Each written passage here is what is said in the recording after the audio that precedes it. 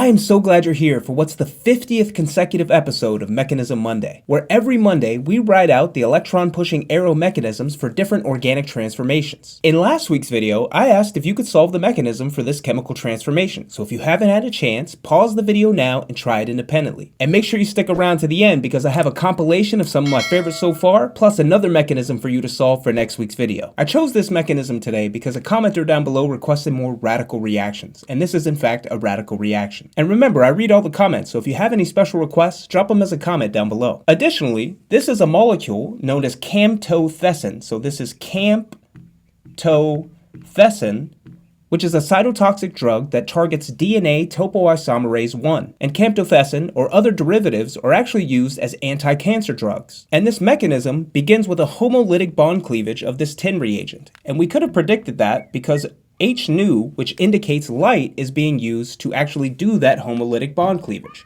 And homolytic bond cleavage means that each of these atoms will receive one of the electrons which was previously contained in that tin-tin covalent bond. And this bond is broken apart by an energy or a photon of light. And this is going to result in the production of two brand new identical radicals that are based on tin.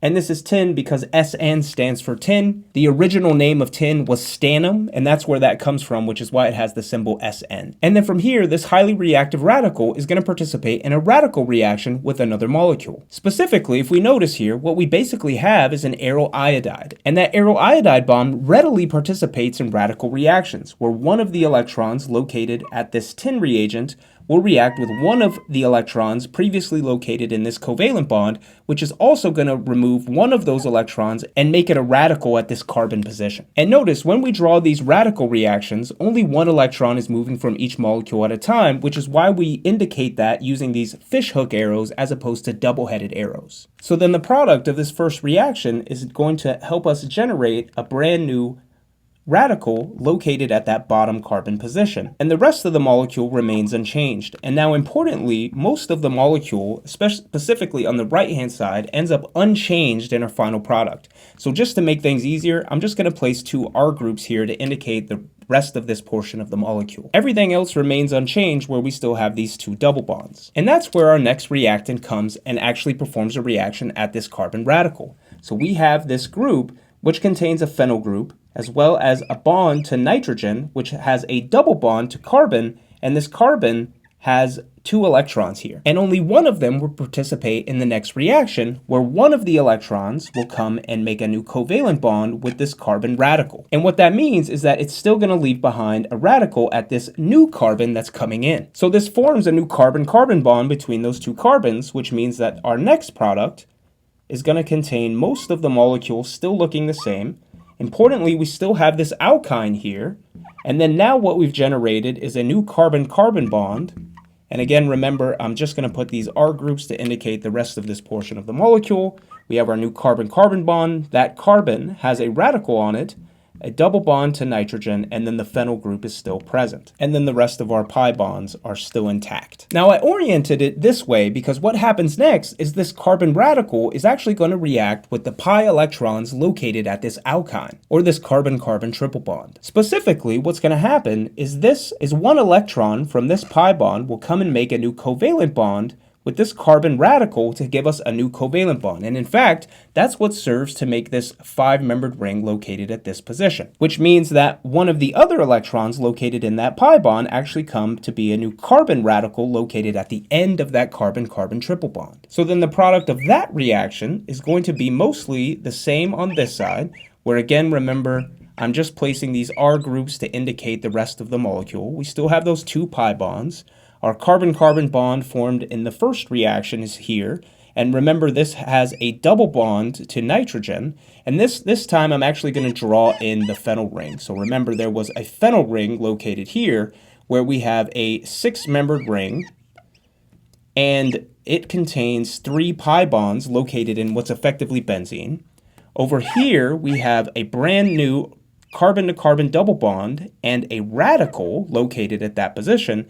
And then this was our 5-membered ring. So this was 1, 2, 3, 4, 5 members of this ring formed here. And then what will happen next is the pi electrons located in this phenyl ring, one of them will be used to make a new carbon-carbon bond with this carbon radical. And that's going to leave behind a stabilized via resonance radical located within this ring. And what's more is that you should see that this forms a 1, 2, 3, 4, 5, 6-membered ring, which is actually how we get this second ring formed that is a 6-membered ring, and it is attached to this phenyl ring as well, which is what we end up with on our final product. So that's how you can keep track of what's happening in these mechanisms. And the product of this transformation is actually only 2 steps away from our final product. So remember, we still have our original ring, which is largely intact with the 2 pi bonds.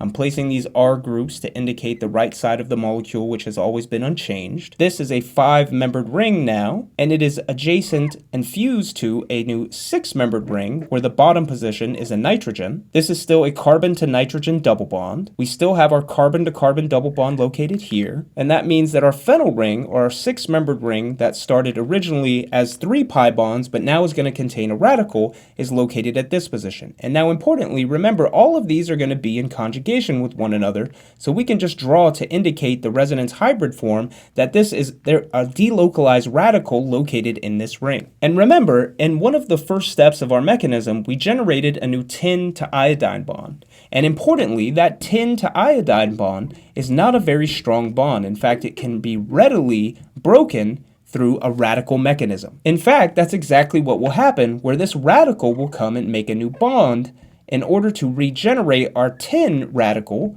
and also give us a new carbon to iodine bond. And in doing so, that generates a new product where we have our 6-membered ring here at the end, where iodine is now attached to that carbon. There are 2 pi bonds located here. Remember, there's a hydrogen located at this position, and this is going to be adjacent to another 6-membered ring where we have 2 pi bonds as well as a nitrogen located at this position, and that is attached to a 5-membered ring with nitrogen as a part of it, and then the rest of our molecule is still present, where we still have everything else that we had before. Again, remember I drew in the R groups to indicate this portion of the molecule, and still those 2 pi bonds. And then all that remains to happen is that a base will come in and do an elimination reaction to regenerate our aromatic ring at this position and give us our final product of Camptothecin. And in case you're interested in learning more, this comes from a publication in Angewandte Chemie International Edition by Karan and co-workers, published in 1995. And you can find that on page 2683. And now I'm going to get out of the way so that you can see what's happening in this full mechanism. The first step of this reaction is the homolytic bond cleavage of our tin reagent using light. From here, this tin radical can do a radical reaction with the iodide to generate a new carbon radical. At this stage, our second reagent will come in and do another radical reaction in which we're generating a new carbon-carbon bond. It also generates a carbon-centered radical that can participate in a radical reaction with the neighboring alkyne. This will generate a new carbon-carbon bond and also serve to close our first ring. Once that 5-membered ring has been formed, that phenyl group can now participate in a radical reaction with the terminal radical. This will serve to form our new 6-membered ring that contains nitrogen,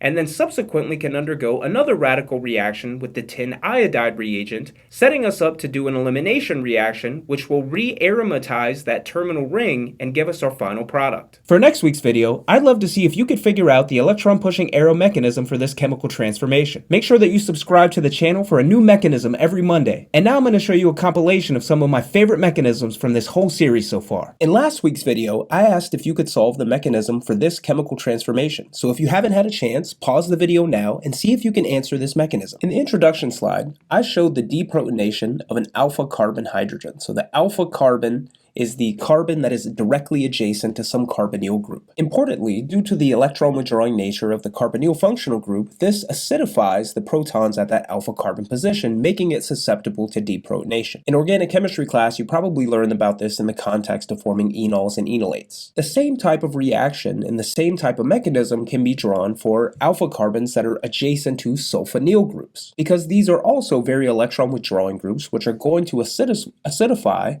the alpha carbon hydrogen. So therefore, the first step in this mechanism is actually the deprotonation of that alpha carbon hydrogen. And this is effectively going to generate a lone pair anion at this carbon position. Now that we've generated this intermediate, which has a lone pair of electrons, we can use those lone pair of electrons to attack the epoxide ring, which is going to open this epoxide ring and eventually give us our carbonyl group over here.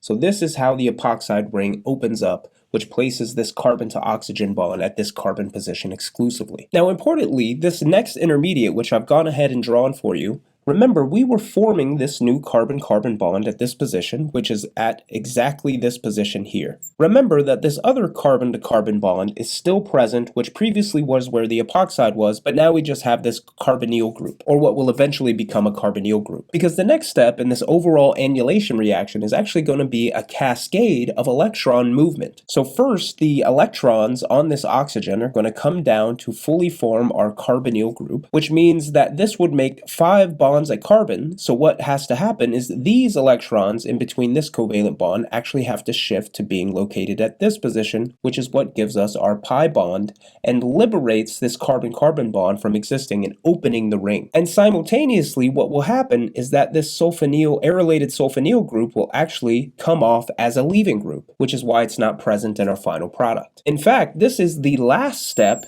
in our reaction mechanism. So in fact, this is only a 2-step reaction mechanism. Even though the overall transformation looked relatively complicated, we first had deprotonation of an alpha carbon hydrogen, followed by nucleophilic attack to open the epoxide ring, and then finished off with a cascade of electron movement where we reformed the carbonyl oxygen, opening the carbon-carbon bond and forming our new pi bond at this location and kicking off the leaving group. Interestingly, this reaction was discovered in 1976 and is actually published in a paper, Helvetica Chimica Acta.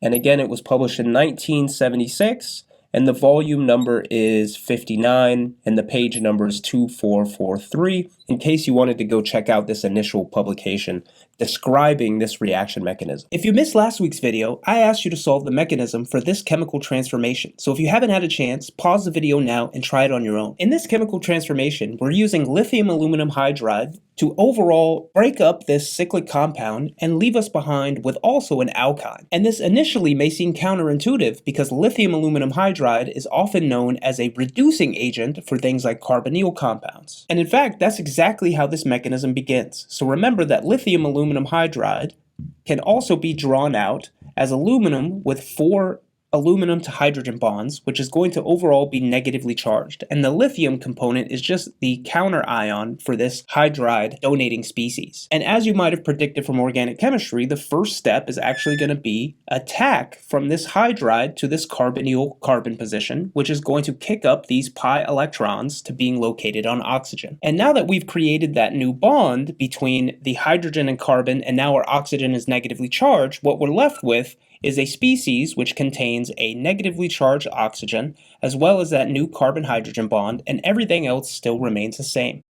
Now importantly, what you should know is that this OTF stands for what's called a triflate. A triflate is an organosulfonate which has a CF3 on it, 2 sulfur to oxygen double bonds, and the other side is going to be that oxygen. In this case, it's going to the R group, which would be located at this position. Again, this is called a triflate, and it is a pseudohalide. We call it a pseudohalide because it acts similar to how halides behave, specifically in being very good leaving groups. In fact, what's going to happen here is these electrons located at the oxygen are going to come back down, and what that's going to do is actually cause this carbon-to-carbon bond to break. And in doing so, the electrons are going to flow to this position where this other pi bond was. And that is therefore, in turn, going to cause a cascade effect, which kicks off the triflate ion, which remember we said is a good leaving group. And in this step, not only have we broken this bond to open the ring, but we've also placed another set of electrons between these 2 carbon atoms, giving us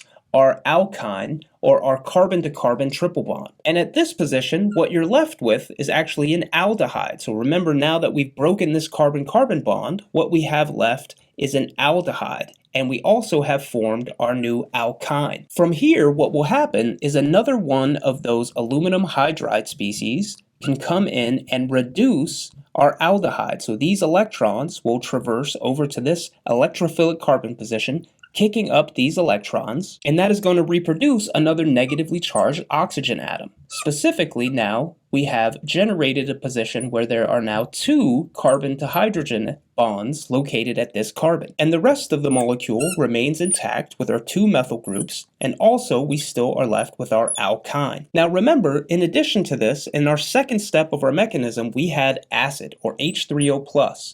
And that H3O+, remember, looks like this, where now we have a positively charged oxygen species, and a proton transfer can occur between the electrons on this newly negatively charged oxygen atom to deprotonate the acid, leaving behind water and also producing our final product. Now importantly, even though initially this mechanism may have looked challenging, all of these steps and all of these reaction mechanisms were introduced in organic chemistry. We have reduction of a carbonyl compound existing twice, so at this position was a ketone and at this position was an aldehyde, both of which we learned in organic chemistry 2 can be reduced by lithium aluminum hydride. We also talked about elimination mechanisms for acyl substitutions, and that is going to break this carbon-to-carbon bond, generating our alkyne. And then also we've learned about proton transfers, which are a very common mechanism for organic chemistry. Each of these, taken step by step, give us our overall transformation. In last week's video, I asked if you could solve this chemical transformation and figure out the mechanism. So if you haven't had a chance, pause the video now and try it independently. This reaction is what's known as a Payne rearrangement.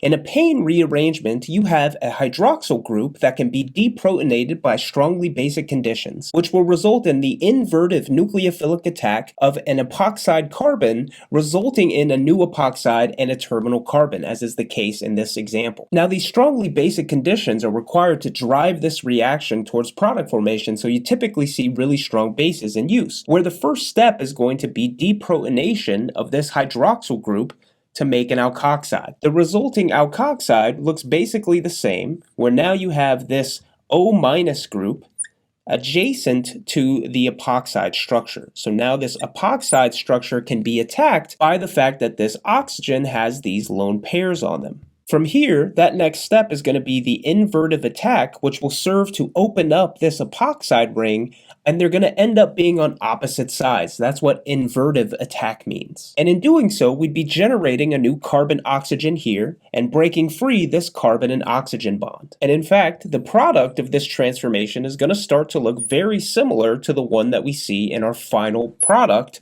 because now we have generated this new epoxide, and all that remains is going to be this terminal alkoxide. Now importantly, in this first deprotonation step, we generated water, which can subsequently be deprotonated by this alkoxide. And it's that last step which will come and deprotonate this hydrogen to remake our OH- and drive this reaction towards product formation. Now importantly, for these reactions, we only had these 2 adjacent groups that can interact with one another. However, there are examples when you have multiple epoxides or alkoxides a part of the same molecule that you could even see a cascade effect occurring. And again, this is an example of what's known as the Payne rearrangement. In last week's video, I asked you to solve the following chemical transformation. So if you haven't had a chance, pause the video now and try it independently. Using hydrazine and a dialdehyde species is a classic example of a method used to form heterocycles, in this case, pyrazole. Importantly, this mechanism relies on a series of proton transfers and nucleophilic attacks in order to achieve the overall transformation. The first step in this mechanism is to recall that on each of these nitrogens are lone pairs, which act as nucleophiles and will attack the carbonyl carbon, which is electrophilic. This is going to generate a negatively charged intermediate species,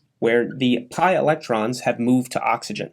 And from here, we still have everything else, and we are going to balance out our charges by remembering that now this nitrogen, which has attacked at that position, is going to be positively charged because it contains 4 different bonds.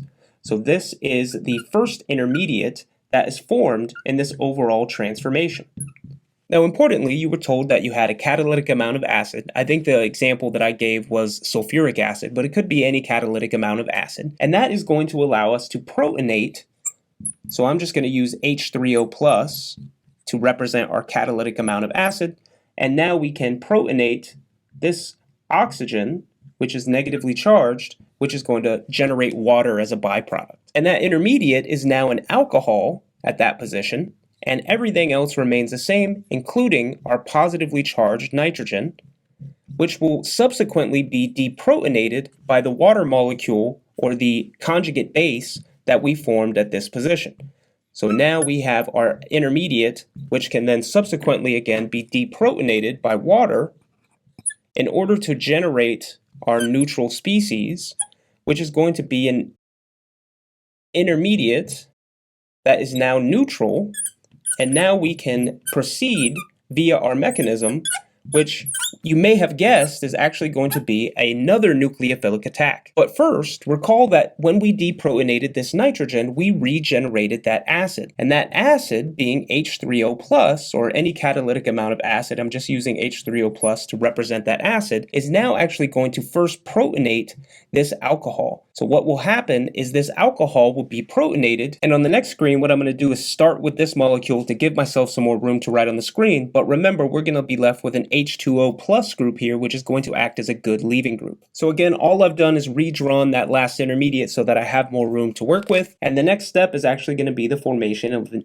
iminium ion. And in fact, this is the classic example of an addition-elimination reaction to go through an imine intermediate when trying to turn ketones and aldehydes into imines. So this is going to liberate a water molecule, which we're regenerating to use subsequently in subsequent reactions. And we are left with, again, that iminium ion, which is going to be positively charged at nitrogen, and the rest of the molecule remains the exact same. So now that we have generated this molecule, what's actually going to happen is that water molecule, which we liberated here, will come and deprotonate this species to generate our neutral compound, which is going to be an imine. So remember, an imine is going to be that carbon to nitrogen double bond, and then we still have the rest of our molecule, which looks like this. And now from here, it's just a series of the exact same steps. So remember, this nitrogen is also nucleophilic because of this lone pair, which will attack the electrophilic carbonyl carbon, kicking up these pi electrons.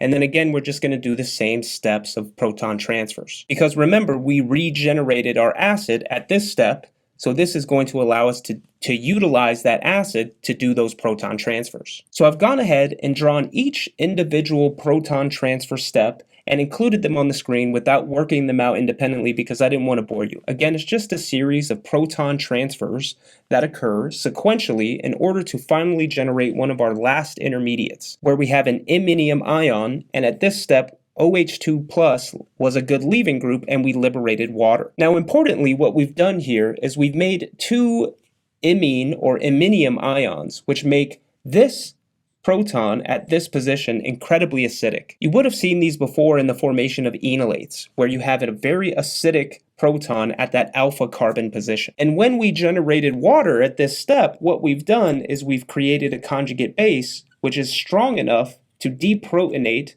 this proton, which will then put its electrons at this carbon-to-carbon bond, which moves up these electrons to be back as a lone pair on the nitrogen, which is actually the structure of our final product. Again, importantly, even though we're taking a relatively simple molecule and making a new heterocycle, each of the steps were just a series of proton transfers and nucleophilic attacks that you would have learned about in Organic Chemistry 1 or Organic Chemistry 2. In last week's video, I asked if you could solve the mechanism for this chemical transformation. So if you haven't had a chance, pause the video now and try it independently. This is an example of a reaction known as the Josic reaction, not to be confused with the famous basketball player. So this is Josic, not Jokic. The first step in this reaction involves deprotonation of this alcohol. Remember that in the case that you're using aqueous sodium hydroxide, this means that you have free hydroxide ions in your solution. And since there are free hydroxide ions, this can be used to deprotonate this alcohol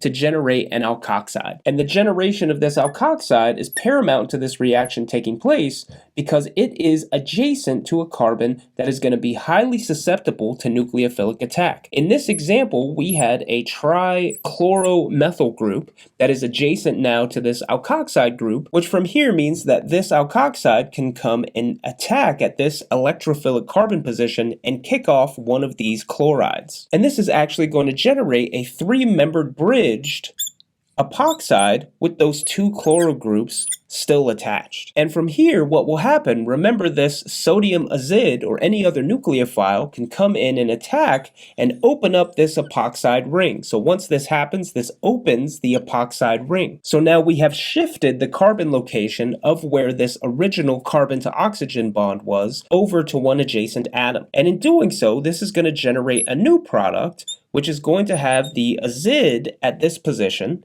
neighboring this O- group, which still has these two chlorine atoms attached to it. And from here, in a classic example of an elimination reaction, these electrons can come down to form a new pi bond between carbon and oxygen, forming a double bond and kicking off one of these other chloride ions. So then the product of this reaction is actually going to be an acyl chloride. So now we're going to be left with this carbon to oxygen double bond and a chlorine on it, and this is an example of an acid chloride. And from here, a classic example of a reaction from organic chemistry 2 is nucleophilic acyl substitution, where since we have plenty of hydroxide ions around, since our solution is in aqueous sodium hydroxide, this means that another one of those OH- groups can come in and attack here, doing the classic addition followed by elimination of this other chloride ion to eventually give us a carboxylic acid at this position. So here is the carboxylic acid that is formed in this step, and now we've appended this azide,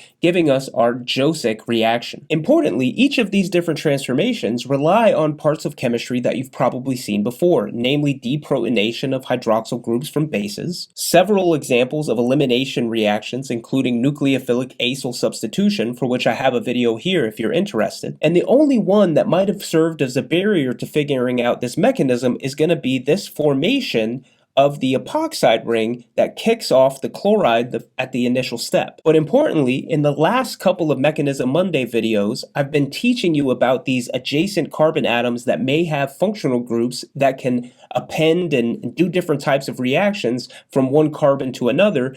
Importantly, we started with anchimeric assistance. Last week's video had a pane rearrangement, each of which had similar types of transformations. And don't forget, make sure that you're subscribed to the channel so that you never miss another Mechanism Monday. I'll see you next week.